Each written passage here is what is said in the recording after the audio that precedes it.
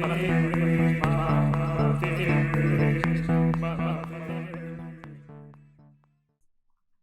yo, yo, yo. It is what it is, mate. It is what it is. Yo, this is gonna be the official My Theories rap. So, here we go.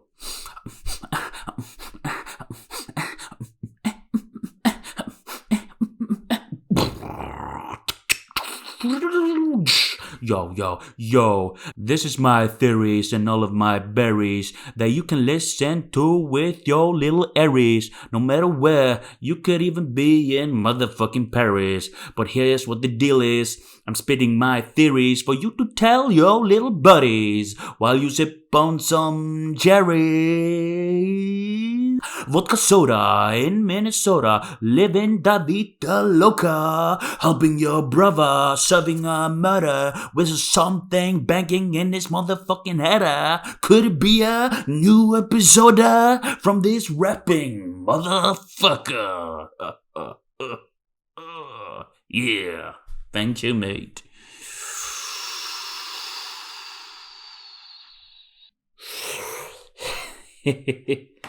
Yes, hello, and welcome to this episode of My Theories. But the theory today is going to be quite broad and difficult to nail down to one specific location or a specific matter, as it is. It's my theory of the universe. Yep, you heard it. It's time for the big guns. The universe. Now, and what is the universe exactly? The universe is something we all live in, we all dwell in, we all swirl around in it per se, on this lava bowl of rock. And we all just live our lives, worrying about regular stuff, going to work and all that stuff. When in the big thing, it doesn't really matter in the universe what you do, but of course you feel important in your own little universe. So within our big universe is this endlessly overpopulated smaller universe that we tend to create for ourselves. And of course it's normal. We all want to live in our own little universe, and we all think our own little universe is the most important universe. And we always kind of feel like our universe is coming cracking down. Like, yeah, when something bad happens. Well, when the matter of fact is, like, you could be standing next to a person whose universe is coming cracking down in his point of view, but you wouldn't even know about it. And that is the beauty of the universes. But that's more of, the psychological, human-made, problematic universes that we all live in our own mind. Now, we will venture into the bigger point of my theory about the universe itself, the universa, like the old Greek, Italian, Egyptians used to say it. The universa is, what we are living in right now, of course. We are part of a galaxy that is a universe, or a universe who is a galaxy. Like, think of your Google Maps, for example. If you go zoom in, and as you zoom more out, your universe kind of always expands. And that is also what would happen when you would expand our universe. But of course it has to end somewhere. You can't just expand endlessly, or can you? That's the question. And that is the next step of my theory. That is the universe giants that patrol the universes. They are the real McCoys. They are the reason we created God, because there were some people who actually managed to catch a glimpse of the universe giants. But the tricky part about catching a glimpse of the universe giant is not, you don't really see this giant because it's such a giant thing. You're only able to see their fingers or capture their fingers. Like, you can't comprehend their physical aroma, physical appearance and aroma. But those universe giants are basically what we live on. We are a part of a bigger organism that is the universe giants. Because everything is an organism. Everything is an organism. Because everything is an organism in that way that no, I'm not going to say that, but everything is an organism because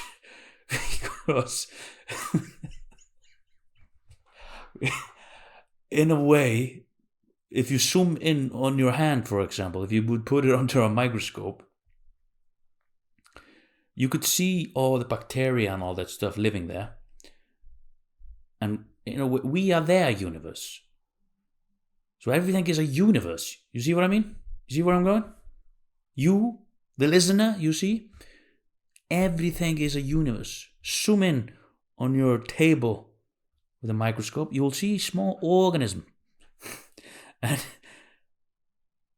the table is their universe. You go see an ant colony or a village somewhere. That's their universe. They can't comprehend our universe is like our universe to them is like space is to us. What are you to an ant other than a universe giant? You see what I'm getting at?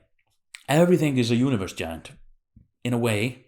Then if you would even take an ant colony or even just an ant, one ant, take it, maximize it, zoom in, everything on it would be, you could see probably some microdizo organisms, which are like microdizo, which is smaller than micro. It's a microdizo.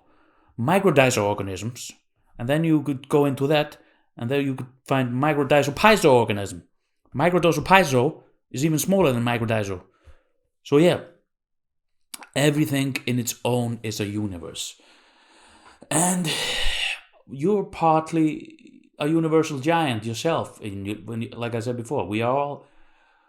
But the thing that blows our mind is because we are so developed and brain smarterized. We are so brain smarterized, which means just like our brain and frontal lobes are much more. We are the most developed thing we know out of all the other animals. So our universal giants are so big and so hard to comprehend, but it's so fucking mesmerizing. Sorry for my cussing and swearing. It's so mesmerizing to think about the universal giants and the people who actually managed. There were people. I managed to get in contact with some people that actually saw part of the universal giant. Actually, they saw only his finger. But yeah. So that's a universal giant or universe theory, whatever you want to call it. And even though we would zoom out that much, that we would somehow manage to see our universal giant. Imagine the universal giant that our universal giant has over him. So that is actually amazing to think about. Like, if you just zoom out, it is ever expanding giants. Like, we are living on an organism that is gazillion skrillion times our size. But every time we jump out of a plane, No, we wouldn't jump out of. Sorry, not jump out of the plane. Like jump on a plane and the plane is flying. Plane is flying. You are not on the organism anymore. You are like hovering. It's like when a fly flies near you. You're like. Have you ever felt when you're on a flight like a turbulence and stuff like that? What do you think? Oh yeah, sure. The pilot tells you, "Oh, ladies and gentlemen, we're flying, and there's a turbulence in the air. The winds, and the decimal systems and everything. Oh, there's a turbulence, ladies and gentlemen. Oh, wind hovering. No, that's bullshit. You think when the flies have turbulence, that's us. Like we're trying to because we are annoying. The flies is annoying us as a bigger organism, So when you fly on a plane, that's actually the universal giant is like we are itching him or annoying him. That's his hand movements trying to squash us, basically, if you think about it. So that is what turbulence is when you are on an airplane. It's good that you know that now. And pilots who are out there listening, I mean, I know you heard something about this theory, so you must know what I'm talking about. But you don't want to... You can trust me at least now and bring this up to your upper levels to talk about. And the thing is also when one of the things we haven't quite experienced so much of yet, not yet, is space travel. And when we jump into space travel, that is the best possibility to actually catch a glimpse of the universe giant's fingertips or something. But the thing is, we, like smaller organisms, live on us everywhere. We live on them everywhere. We could be in his palm, sweating palm. And, of course, if you look at how warm it is in many parts of the world, my best bet is we are a part of the universal giant. We are either under his arm or ass crack. I think we are ass crack organisms. That might explain also why a lot of us are so shitty. A lot of people, why we're not just... I think the people, organism, like universal people living, for example, near the... probably on the face and stuff, where it's not too much irritations and stuff for the universal giant, that they have it pretty good. But we're probably ass crack or armpit.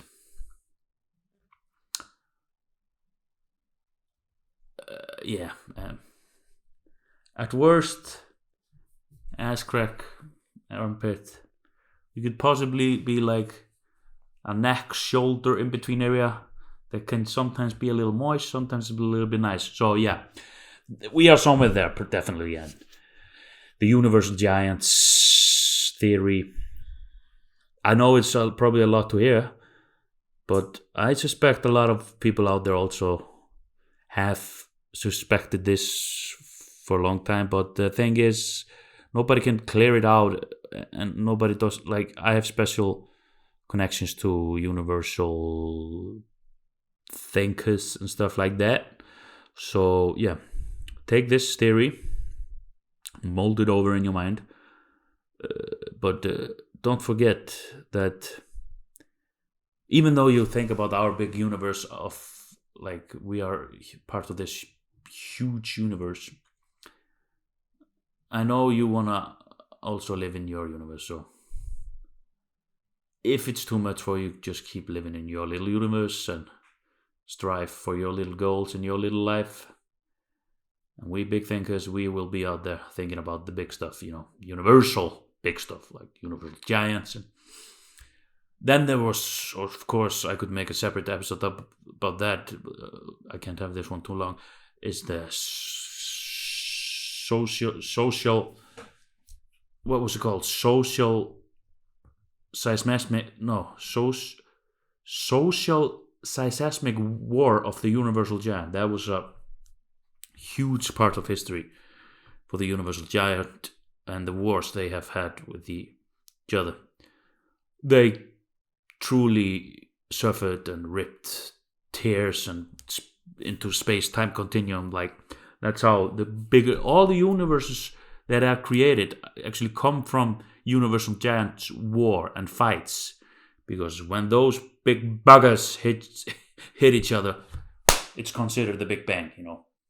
That's how our universe started, and as they hit each other, Big Bang, maybe a sweat splits onto the other universal giant, so that sweat sucks into the universal giant skin and turns into living things, an organism like us. We started out maybe as some small fishing lizard, evolved into apes and greats, and that's all started from a universal giant sweat that got splashed onto another one. So yeah, this is basically the explanation of the Big Bang also. So that's that. Like, clutching, check. Clutching, check. That's the sign of a check mark. So yeah, that's the Big Bang theory solved, basically. Doesn't take me long to solve these kind of problems. You see, all the other ones, they're always taking too much to solve all kinds of problems. I have my theories, I put them out there, and they are pretty accurate. So that's Big Bang theory, check mark. That's evolution and how before the Big Bang theory, check mark. That's my universal ever expanding, check mark. And dark matter, like, just to quickly touch on that subject, dark matter is just mostly hard blood from a nose of a universal giant, and it can be little shitting particles also, but mostly it's hard blood from the nose. Like, if you get sometimes a nosebleed and it doesn't bleed all the way out, and you kind of don't notice it, but then you like crop a little like in your nose and you see like hard blood, like, and they flick it out into the expanding universe, that turns into dark matter. And then the universal giants, they can also, this is all such a basic stuff when you put it into that perspective, because black holes, for example, that's just a universal giant with a tummy ache and needs to fart. Then they rip out these giant, huge farts that, like, with so massive gases and power, it just rips into the space-time continuum, space thing, creates a black hole. But yeah, I think that's enough of the universal giant theory, or just the universe theory. And like always, thank you for listening, and I hope you are a little bit wiser now. But yeah, thank you very much, and have a happy day or a happy night. Doesn't matter, all that matters is that you are all right. Yeah, that's my goodbye jingle. Yep, that was the last episode of this series. And yeah, thank you for listening to, and yeah, especially to those who listen to all the episodes. Thank you very much. It's been my pleasure to share my theories with you, and who knows, maybe someday I will share my next theories with you in another series. But if not, thank you for listening, and I hope you enjoyed it. Yep, thank you. Goodbye.